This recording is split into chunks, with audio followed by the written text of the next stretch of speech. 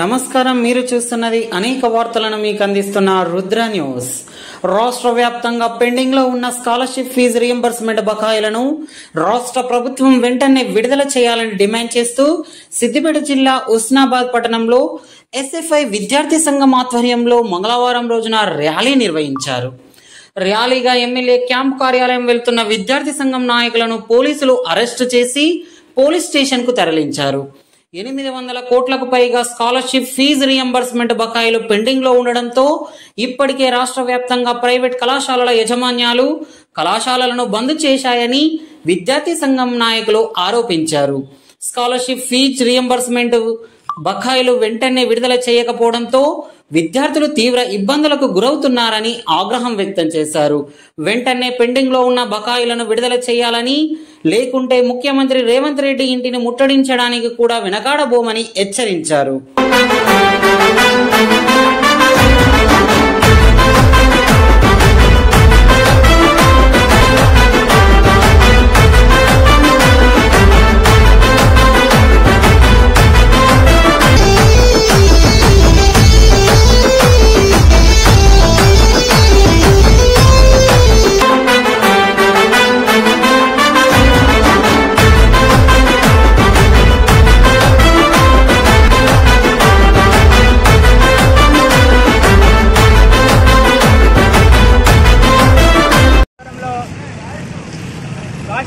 రాష్ట్ర కమిటీ పిలుపు మేరకు ఈరోజు ఉస్నాబాద్లో ఉన్నటువంటి పొన్నం ప్రభాకర్ క్యాంప్ ఆఫీస్ దగ్గర ధర్నా కార్యక్రమం చేపట్టడం జరుగుతూ ఉంది.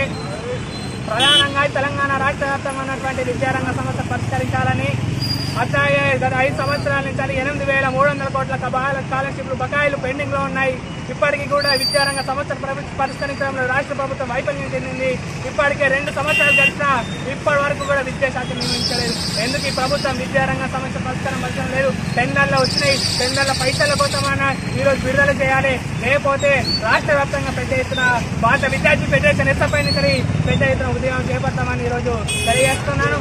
అట్లాగే ఈరోజు ఉన్నటువంటి సమస్యలను నువ్వు తీసుకోకపోతే రాబోయే రోజులలో ముఖ్యమంత్రి ఇల్లు ముట్టమిస్తామని ఈరోజు భారత విద్యార్థి ఫెడరేషన్ ఎస్ఎఫ్ఐ సిద్దిపేట జిల్లా కమిటీగా తెలియజేస్తున్నాం.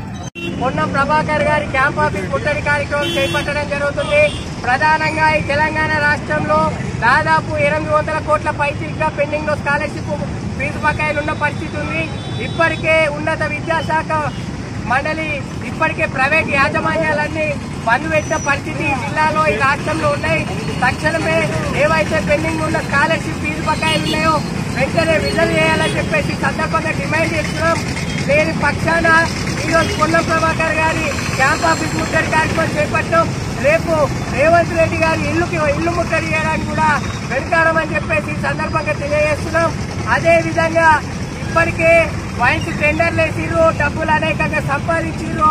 ఇప్పటికే దాదాపు ఈ జిల్లాలో రాష్ట్రంలో ప్రైవేటు సంస్థలు, విద్యా సంస్థలు, డిగ్రీ, పీజీ, లాసెట్ అలాంటి విద్యా సంస్థలన్నీ రాష్ట్ర వ్యాప్తంగా ఈరోజు బంద్ ఉన్నాయి. కాబట్టి వెంటనే మా సమస్యలు పరిష్కరించాలని చెప్పేసి సందర్భంగా డిమాండ్ చేస్తున్నాం. అదేవిధంగా ఈ 16 తారీఖు నుంచి మా డిగ్రీ విద్యార్థులందరికీ ఎగ్జామ్లు ఉన్నాయి. ఈ టైంలో ఇప్పటికే రాష్ట్ర ప్రభుత్వం విడుదల చేయకపోతే బంద్ పెడతామని ప్రైవేట్ విద్యా సంస్థలు బంద్ పెట్టాయి.